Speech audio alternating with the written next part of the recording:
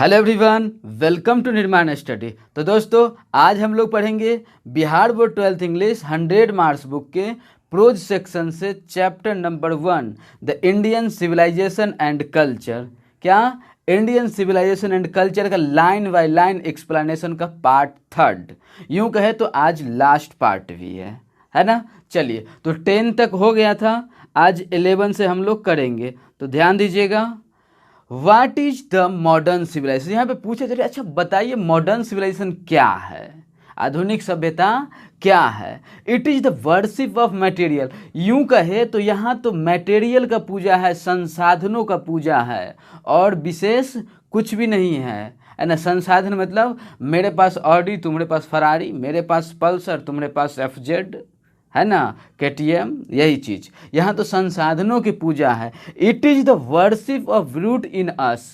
Worship of brute, brute मतलब याद रखिएगा भाव शून्यता। ये वर्ड सब जरा लिखिएगा। ब्रूट मतलब भाव शून्यता, मतलब लगाव उगाव कुछ ज़्यादा है नहीं। हाँ, बस यह हमारे अंदर के भाव शून्यता, मतलब ये जानवर जैसी जो प्रवृत्ति होती है ना, हाँ, जानवर जैसी प्रवृत्ति का पूजा है मॉडर्न सिविलाइजेशन। गांधी जी कहते हैं इट इज अनएडल्टरेड मटेरियलिज्म। यह पूर्णतः भौतिकवाद है। ये क्या है? पूर्णतः भौतिकवाद है। And modern civilization is nothing if it does not think at every step of the triumph of material civilization, है ना। यहाँ पे ये क्या है बोल रहे हैं जो, और सच में अगर यहाँ पे बात करें तो आधुनिक सभ्यता कुछ भी नहीं, कुछ ज़्यादा उसमें क्वालिटी नहीं है।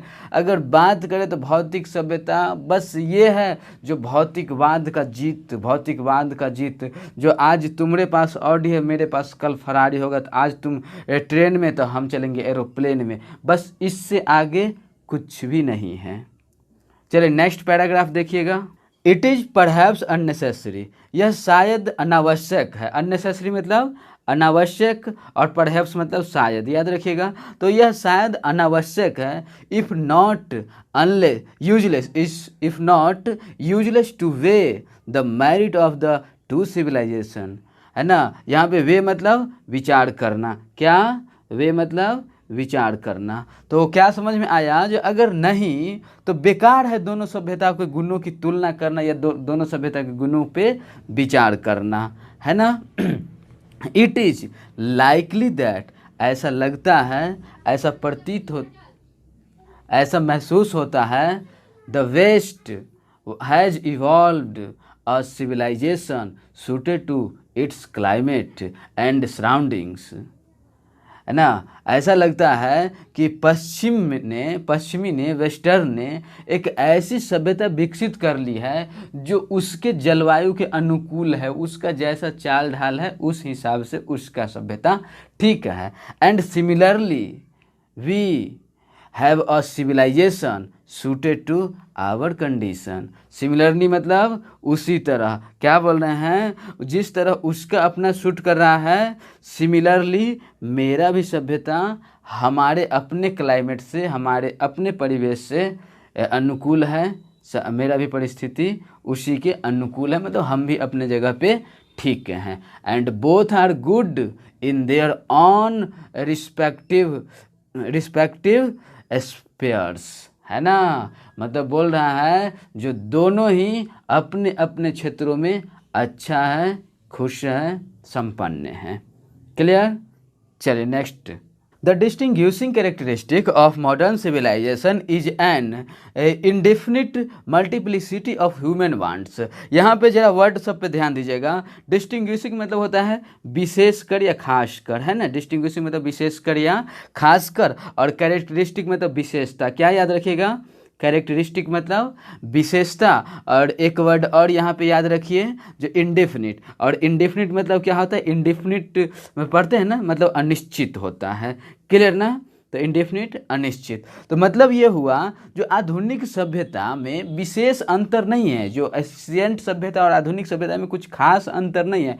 बस क्या है ना, आधुनिक सभ्यता में जो मानवीय इच्छा का विस्तार हो गया है, अनिश्चित हो गया, इच्छाओं का कोई सीमा ही नहीं है मॉडर्न सिविलाइजेशन में, और कुछ खास नहीं है। The characteristic of ancient civilization is an imperative restriction upon and a strict regulating of these wants, है ना। यहाँ पे कुछ वर्ड है, जरा याद रखिएगा। इम्परेटिव, इम्परेटिव मतलब लिख लीजिएगा अनिवार्य। इम्परेटिव मतलब क्या, अनिवार्य। और वहीं पे और लिख लीजिए रेस्ट्रिक्शन मतलब प्रतिबंध, रेस्ट्रिक्शन मतलब प्रतिबंध, रेस्ट्रिक्शन मीन्स प्रतिबंध। प्राचीन सभ्यता का विशेषता इन प्रतिबंधों पर एक अनिवार्य प्रतिबंध है ना, इन प्रतिबंधों पर एक अनिवार्य रेगुलेटिंग है और सख्त विनिमय भी है। समझ रहे हैं ना।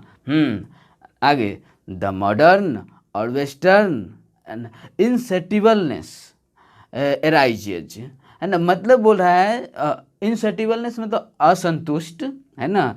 इनसेटिबलनेस मतलब असंतुष्ट, असंतुष्ट मतलब ये हो गया यहाँ पे जो आधुनिक या पश्चिमी सभ्यता, जो अभी की सभ्यता की क्या है, असंतुष्ट है, बस लगा हुआ है ना। Really from want of living faith in a future state and therefore also to divinity. वास्तव में उस समय उत्पन्न होती थी, है ना, जब भविष्य में भी रहने की इच्छा हो, चाहत हो, मतलब ऐसा लग रहा हो कि स्वर्ग की इच्छा प्रेजेंट में हो, है ना। द रेस्टेंट, है ना, the restraint of ancient or Eastern civilization arises from a belief. मतलब प्राचीन या पूर्व सभ्यता का संयम एक विश्वास से उत्पन्न होता है। क्या, प्राचीन या पूर्व सभ्यता का जो संयम था, है ना, वो किससे उत्पन्न हुआ था, एक विश्वास से उत्पन्न हुआ था। Often in spite of our self in future state and the experience of the divine power. भविष्य की चिंता को छोड़ कर खुद को परलोक या स्वर्ग की चिंता में लीन कर लेता है। कौन, एंशियंट सिविलाइजेशन, है ना।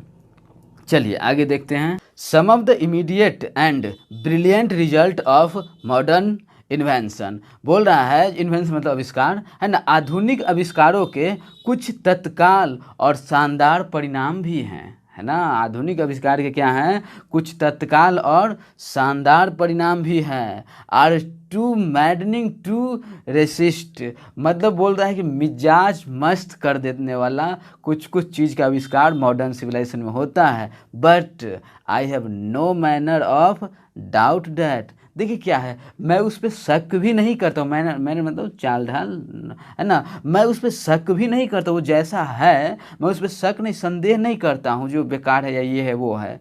The victory of man lives in that restriction. आदमी का मेन रियली जीत कहाँ है जानते हैं, संघर्ष में है, ये बताना चाहते हैं। We are in danger of watering away the permanent good for a momentary pleasure. बोल रहे हैं जो यहाँ पे ये हो गया, जो हम लोग ना अस्थाई हित का सौदा कर रहे हैं, जो हम लोग को हमेशा ऑलवेज प्लेजर दे, हमेशा खुशी दे, उसका सौदा कर रहे हैं और क्षण भर के प्लेजर यानी क्षण भर के आनंद को साथ अपना जोखिम उठा रहे हैं। समझ रहे होंगे। Next paragraph. Just as in the West they have made wonderful discoveries in things material, है ना। जिस तरह पश्चिमियों ने, वेस्टर्न सभ्यता ने अद्भुत वस्तुओं की खोज की है, similarly Hinduism has made still more marvellous discoveries in things of religion, of the spirit of the soul. है ना। तो सिमिलरली मतलब तो समझ ही रहे हैं ना, ठीक उसी तरह। क्या सिमिलरली मतलब ठीक उसी तरह। और एक दो वर्ड देख लीजिए यहाँ पे स्पिरिट मतलब तो जानती है ना, अंतरात्मा। स्पिरिट मतलब अंतरात्मा। और फिर हो गया सोल। सोल मतलब तो सिंपल है ना, सोल। चलिए, तो क्या है ये मार्वलस मतलब अद्भुत। तो बोल रहा है जो जिस तरह वेस्ट ने अच्छे अच्छे वस्तुओं का आविष्कार किया, उसी तरह ठीक उसी तरह हिंदू धर्म ने भी धर्म, आध्यात्मिकता तथा अंतरात्मा के क्षेत्रों में बहुत अद्भुत अद्भुत सिद्धि प्राप्त किए, खोज किए। Next, but we have no eyes for these great and fine discoveries. पर हमारा ध्यान इतने उत्तम खोजों पे नहीं है। क्या बोल रहे हैं, बट हमारा ध्यान इतने उत्तम खोजों पे नहीं है। We are dazzled by the material progress that western science has made. पश्चिमी विज्ञान ने जो सांसारिक वस्तुओं की प्रगति की है, उसने तो हमें चकाचौंध कर दिया। क्या कर दिया, डेजल कर दिया, चकाचौंध कर दिया। तो डेजल मतलब चकाचौंध कर दिया है ना। I am not enamoured of that progress. Enamoured मतलब होता है दीवाना होना, मोहित होना, पागल होना, है ना। बोल रहे हैं कि मैं उसका दीवाना नहीं हूँ जो वो इतना आगे बढ़ रहा है, मैं उसके पीछे पागल नहीं हूँ, मैं उसके पीछे मोहित नहीं हूँ। मैं अपने में खुश हूँ, वो अपना में खुश है। In fact it almost seems as though God in his wisdom has prevented India from progressing along his lines। वास्तव में ऐसा लगता है, ऐसा प्रतीत होता है जैसा कि भगवान ने अपने नॉलेज से, अपने ज्ञान से भारत को एक अलग भारत को क्या करिए, प्रगति के उन पंक्तियों से क्या कर दिए, अलग खड़ा किए हैं। उससे वहाँ खड़ा होने से भारत को, इंडिया को रोक दिए हैं भगवान, है ना। Next, so that it might, क्या है, so that it might fulfil it's special, क्या है ना, fulfil it's special mission of restricting, है ना, resisting that onrush of materialism. ताकि वह भौतिकवाद के बढ़ते कदम का विरोध करने में अपने विशेष मिशन को पूरा करे, है ना। ताकि वो अपने विशेष मिशन को पूरा करे। अगर उधर वाले लाइन में जाके खड़ा हुआ तो बस उसको पीछे करने में, उसके पीछे करने में लगा रह जाएगा। चलिए 17 number, after all there is somethings in Hinduism that has kept in alive up till now.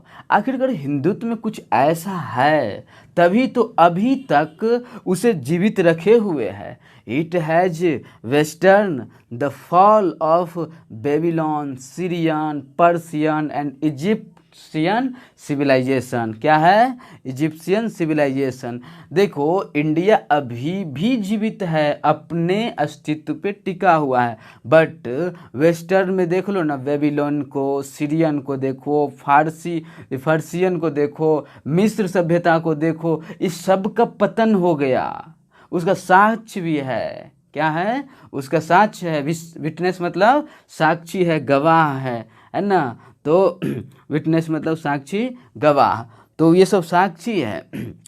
Cast a look around you, तुम अपने चारों ओर देखो, है ना, तुम अपने चारों ओर देखो, नजर डालो, है ना। वेयर आर रोम ग्रीस, देखो कहाँ गया रोम ग्रीस, सब जो उतना उड़ रहा था कहाँ गया। Can you find today anywhere, क्या आज उसे कहीं ढूंढ पा रहे हो, कहीं पता चल रहा है जो कहाँ गया।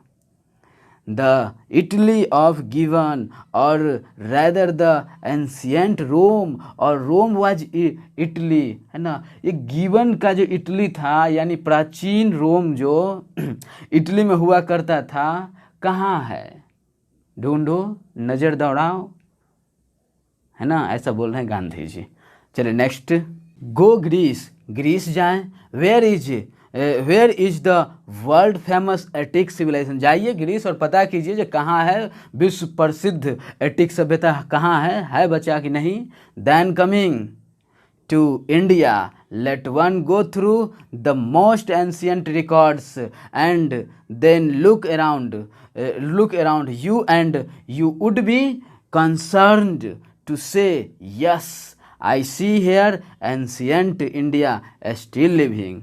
और वहाँ से जब कुछ न मिले तो आइए इंडिया फिर और आकर देखिए जो प्राचीन अभिलेख उठाकर देखिए, फिर अपने आसपास देखिए, आप विवश हो जाइएगा ये बताने के लिए और यूं कहिएगा यस, हाँ प्राचीन भारत अभी भी जिंदा है।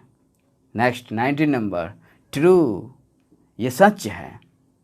There were dungs to here and there, हाँ ये सच है कि गोबर का ढेर यहाँ वहाँ मिल सकता है इंडिया में, but there are rich treasures buried under them, लेकिन उसके अंदर में वो गोबर के ढेर के अंदर में, ब्यूरिड मतलब याद रखिएगा दफन, ब्यूरिड मतलब क्या होता है, दफन होता है। तो उसके अंदर में क्या दफन किया हुआ है, दबा हुआ है, गड़ा हुआ है धन।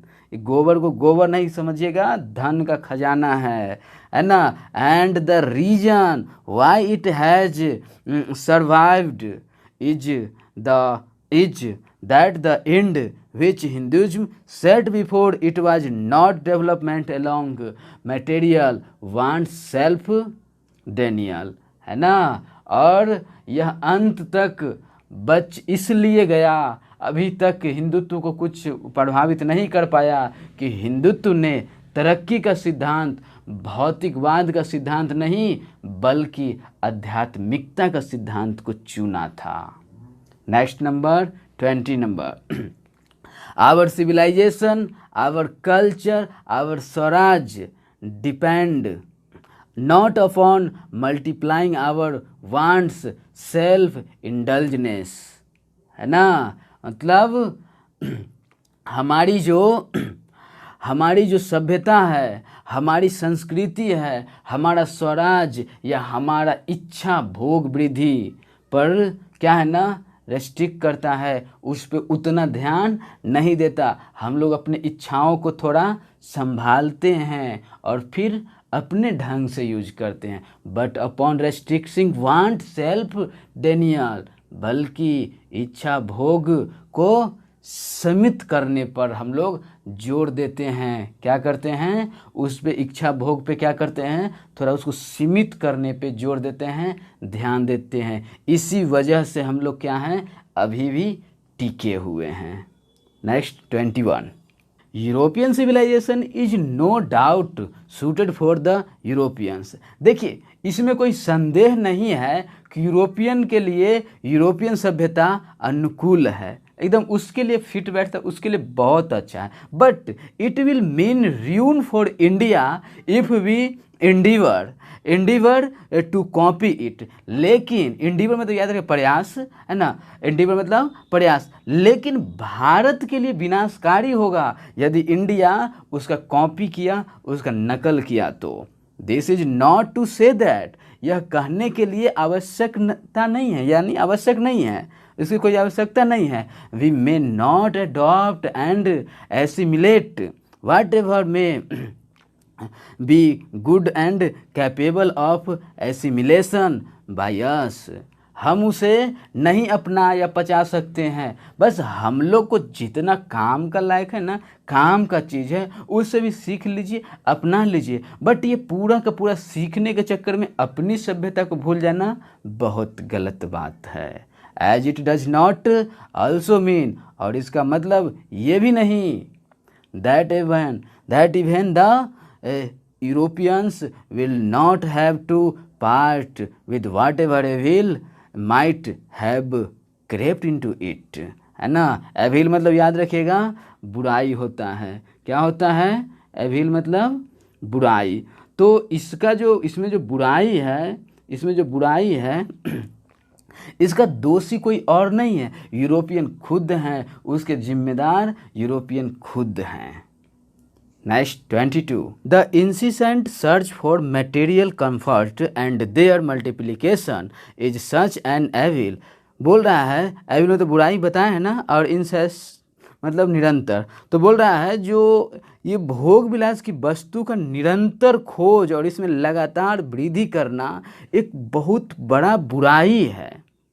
And I make bold to say that the Europeans themselves will have to remodel their outlook. और मुझे बोलने पर विवश होना पड़ रहा है, उन्होंने विवश कर दिया है कि यूरोपियन को अपना दृष्टिकोण को क्या करना पड़ेगा, फिर से तैयार करना पड़ेगा. दृष्टिकोण को बदलिए, सोच को बदलिए यूरोपियन सब, ऐसा कहने के लिए मुझे विवश कर दिया है.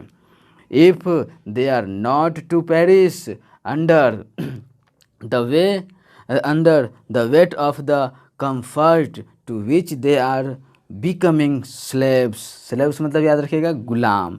यदि वे आराम के भार के नीचे नाश नहीं होना चाहते, बर्बाद नहीं होना चाहते, जिसके वो गुलाम होते जा रहे हैं, तो it may be that my reading is wrong.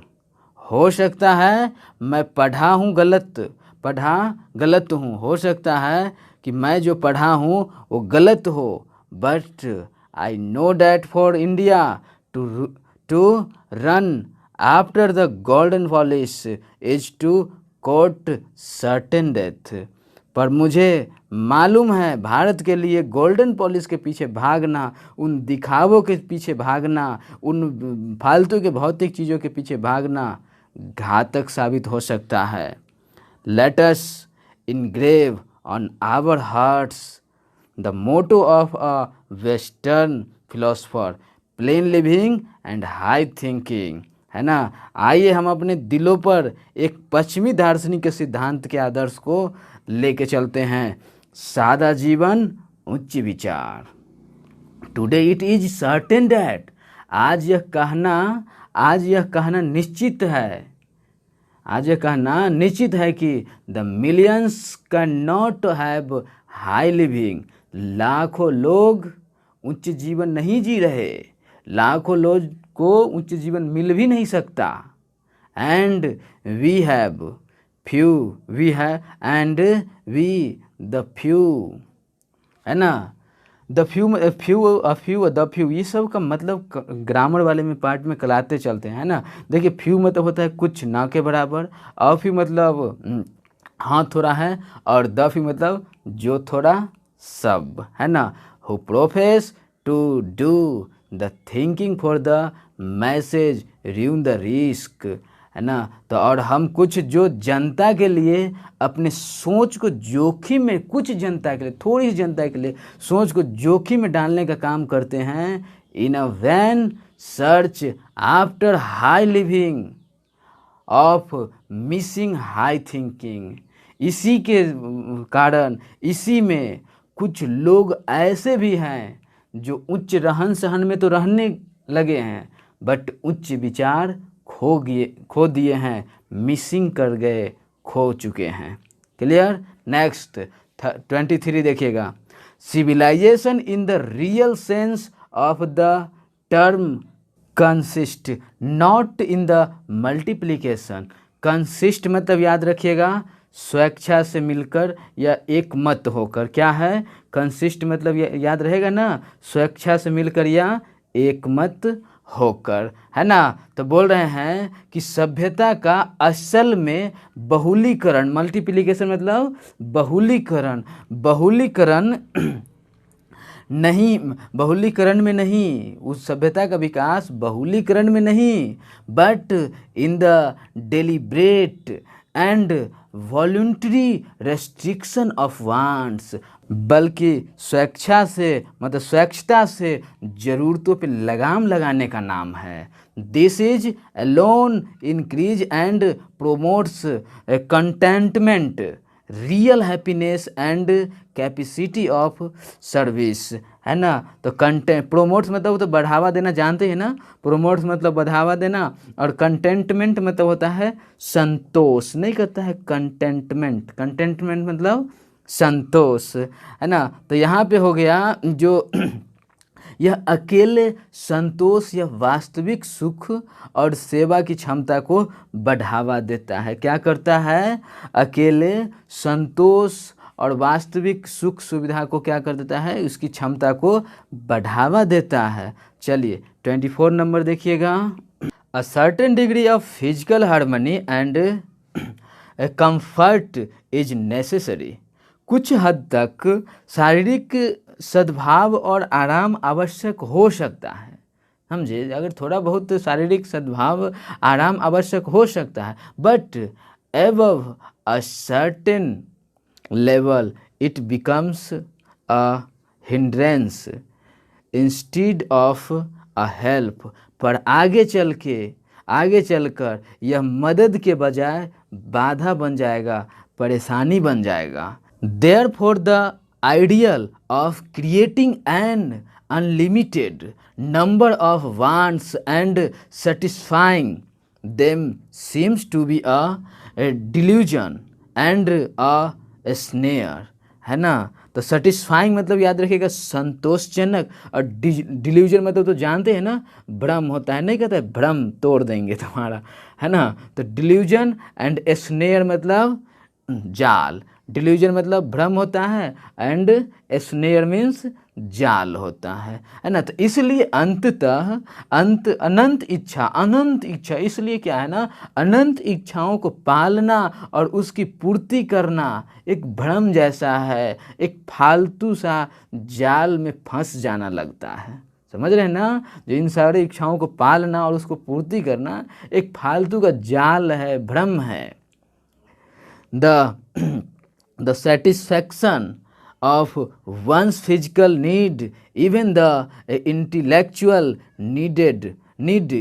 need of one's narrow self must meet at a certain point, a deep stop, है ना। मतलब नैरो मतलब जान है ना, नैरो मतलब संकीर्ण जो होता है, संकीर्ण गली नहीं, नैरो स्टेट, है ना। तो बोल रहे हैं व्यक्ति के स्वयं की संकुचित शारीरिक तथा मानसिक जरूरतों की पूर्ति की एक निश्चित बिंदु पे जाकर मिलती है, जो है मृत्यु। क्या बोल रहे हैं? जो व्यक्ति के स्वयं की संकुचित शारीरिक तथा मानसिक जरूरतों की पूर्ति एक निश्चित बिंदु पे जाके मिलती है, वो क्या है? मृत्यु है। मतलब कितना भी इधर उधर फालतू का भटकिएगा, अंतिम में तो मरना ही है। गांधी जी कह रहे हैं before it degenerates into physical and intellectual voluptuousness, इससे पहले कि यह जो है जीवन जो है भौतिक और बौद्धिक विलासिता में लग जाए। A man must arrange his physical and cultural circumstance, एक आदमी को अपने शारीरिक और सांस्कृतिक परिस्थितियों की व्यवस्था कर लेनी चाहिए, so that do not hinder him in his service of humanity, on which all his energies should be concentrated, है ना। ताकि मानवता की सेवा में बाधा न दे, जिस पर उसकी ऊर्जा केंद्रित होनी चाहिए। मतलब क्या? वह काम के लिए हो जाना चाहिए, रेडी हो जाना चाहिए, अपने एनर्जी को बचा के रखना चाहिए, जो क्या है ना, मानव की सेवा में बाधा न दे। क्लियर ना? और इसके लिए क्या करना चाहिए? ऊर्जा केंद्रित करना चाहिए। तो आशा करते हैं आप लोग को पूरा स्टोरी बहुत अच्छा लगा, बहुत इंजॉय किए होंगे, बहुत कुछ सीखे होंगे, है ना। Thanks for watching this video.